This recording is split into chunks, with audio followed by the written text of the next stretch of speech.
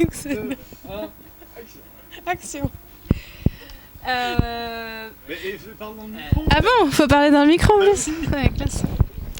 Bon, moi je m'appelle Charlotte, j'habite à Lyon et je participe au projet Aquaponie depuis quelques mois. Moi, je m'appelle Alexandra, je viens de Lausanne, en Suisse, pour ceux qui ne savent pas. Et je viens pour apprendre pas mal de choses sur l'aquaponie, même si je connais ça un petit peu. Et je trouve sympa de participer à un projet concret parce que jusque maintenant, j'ai eu en fait beaucoup de théories, mais jamais construit de mes mains. Donc, je suis très contente de participer à ça aujourd'hui. Et donc depuis hier, on réfléchit un peu à monter un module aquaponique à la mine, à la Paillassonne. Et donc hier, on a eu une belle masterclass par Philippe et Bruno. On a appris plein de choses. Et donc aujourd'hui, l'objectif, c'était de déterminer le design du module qu'on va construire ici en extérieur. On a beaucoup réfléchi. On s'est dit qu'on allait créer un module modulaire avec plusieurs types de bacs de culture et des bacs de poissons qui sont modulables aussi. On a un petit peu... Donc l'idée, c'était de voir toutes les briques qu'il fallait disposer et mettre ensemble pour comprendre et mettre en œuvre le procédé d'aquaponie. Et du coup, on est tombé sur une solution qu'on va tester cet après-midi. On va aller sourcer du matériel. Et du coup, voilà, je te laisse... Ouais, et tu me complètes dès que tu as un truc à dire. Alors, voilà le petit schéma simplifié qui montre tout en même temps. Alors, on a commencé par réfléchir sur quel type de bac on voulait pour les poissons. Et apparemment, ça a beaucoup d'avantages de les enterrer parce que ça garde l'eau isolée, donc à une température à peu près constante pour les poissons. Et comme on a déjà à disposition 2 gros bacs bleus qu'on va couper pour leur créer une ouverture, on va prendre ces bacs-là, mais on va quand même les enterrer, ce qui nous évite d'avoir des bâches qui risquent d'être trouées par les racines de plantes qui s'infiltreraient. Voilà, donc on est parti sur 2 bacs. L'intérêt aussi d'en avoir 2. Enfin, il y a un côté pratique parce qu'on en a déjà 2 qui ont un volume limité, mais aussi c'est qu'on peut y mettre différents types de poissons, ou genre un avec des poissons, un avec des crevettes, enfin des espèces qui cohabiteraient pas forcément ensemble, mais tout en les reliant. Donc en fait, on a un volume d'eau et il nous suffira, on va les connecter vers le bas avec un tuyau et mettre une pompe à eau dans un des 2. Donc sur le schéma, ça fait là. Ce qui fait qu'en fait, on garde le même niveau d'eau. On a eu pas mal de discussions autour de ça au début. Ensuite, la pompe va nous monter l'eau à une certaine hauteur, encore déterminée. Donc, on est parti sur un système plutôt en vertical, aussi pour, j'imagine, pas mal démontrer les possibilités d'agriculture urbaine, etc. Parce que dans ce jardin, il y aurait potentiellement plus de place pour mettre étalé, mais on a aussi, je sais pas si tu veux montrer le lieu, peut-être juste derrière. Non. Ok. En fait, on fait ça juste à côté d'un mur, donc on va aussi profiter du mur comme support pour notre structure. Et faire tenir un système de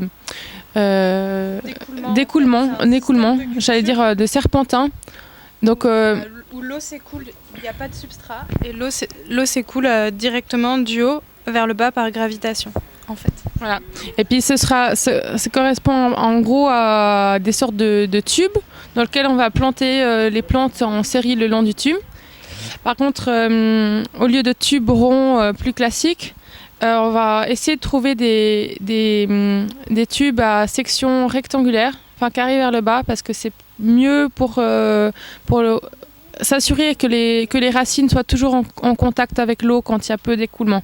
Donc on espère trouver ces sections-là ou les fabriquer, etc. Et puis sinon, on prendra des tubes ronds, ma foi, ou je sais pas, enfin on réinventera, on définira. Donc serpentin, on va probablement faire après des sous-groupes pour définir encore exactement ce qu'on fait dans chacune des parties. Mais d'écoulement, qui vont arriver dans un autre bac, donc un autre type de support pour les cultures qui s'appelle système à marée, en fait, parce que c'est rempli et ça s'écoule. En fait, c'est un système à siphon, un système à marée à siphon. ou à trop-plein aussi, je crois que ça s'appelle. En fait, c'est un système où du coup l'eau est à chaque fois, reste plus ou moins longtemps dans le bac et s'écoule une fois qu'elle dépasse le niveau du trop-plein. Et du coup, avec le trop-plein, le siphon, l'eau s'écoule d'un seul coup. Donc le bac se remplit à l'aide de la gravité du système en serpentin. Il se remplit et une fois qu'il y a un trop-plein, il se vide d'un coup. Donc c'est système à marée, à siphon. Ouais. Pour le mot technique qu'il voudrait refaire, ça utilise un système de siphon avec un système Venturi. Mais bon, ça rentre un peu dans les détails. Et puis on va placer 2 bacs. Alors soit l'un au-dessus de l'autre pour avoir un écoulement facile, soit éventuellement l'un à côté de l'autre. Selon la hauteur totale de notre système, on va encore définir ça dans l'après-midi probablement. Et l'eau retombera dans le... Ah oui, non. Ensuite, l'eau arrive dans un filtre. Alors, je sais pas, tu veux tourner le tableau ? On a un magnifique schéma de ce filtre à percolation qui a pour but de filtrer les trop grosses particules de déchets des plantes qui arriverait dans le bac à poisson. En fait, on veut garder un peu de déchets organiques dans cette eau puisque c'est ça qui va donner de la nourriture aux poissons, mais en enlever une certaine partie. Donc, le principe de ce filtre, c'est que là, on a l'entrée d'eau qui vient donc des bacs des plantes, qui passe à travers une première couche de mousse large, prend une sorte de... C'est là qu'on prend l'éponge je crois. Et la mousse fine. Je crois que c'est 2 types d'éponges différentes ou ça peut être de la mousse ou du textile quoi. Voilà. Ouais, on va prendre quelque chose qui ressemble un peu à des éponges comme ça, plus ou moins propres, coupées en petits morceaux. Et la couche du fond, c'est idéalement des pierres volcaniques, si on en trouve. Sinon, des galets ou des bouts de plastique ou quelque chose qui a des gros pores et qui est drainant. Et en fait, l'idée, c'est que l'eau passe par là. Et comme c'est rempli, il peut un peu remplir tout le bac. Le bac peut être... on va prendre une poubelle à papier, quelque chose comme ça, pas très gros, hein. Et elle remonte par ce tube-là une fois filtrée, comme ça, et elle retourne vers le bac à poissons. Et si j'ai bien compris, l'avantage de ce type de filtre, c'est que l'eau du coup passe plusieurs fois dans les filtres, ce qui du coup augmente l'efficacité de la filtration. Ok, merci pour le complément, que j'avais pas dessus. C'est quoi le plan pour les prochains jours ? Alors, le plan pour les prochains jours, déjà pour aujourd'hui, on va y aller par étapes. Le plan, c'est d'essayer de se répartir un petit peu les réflexions plus précises sur chacun des éléments. Donc, la question des bacs de culture à écoulement, celle sur la culture avec les bacs à marée, la question du filtre, la question des bacs à poissons, comment les designer. La question de l'écoulement de la pompe, les calculs de hauteur, etc., ça va être des choses qu'on va devoir faire aujourd'hui. Il y a une question aussi sur l'alimentation et l'autonomie énergétique aussi à réfléchir et à régler. Et donc pour tout ça, la première étape aujourd'hui, ça va être de sourcer du matériel. On va aller faire quelques achats. On essaie de se fixer un budget de 100 € maximum et de faire un maximum de récupération.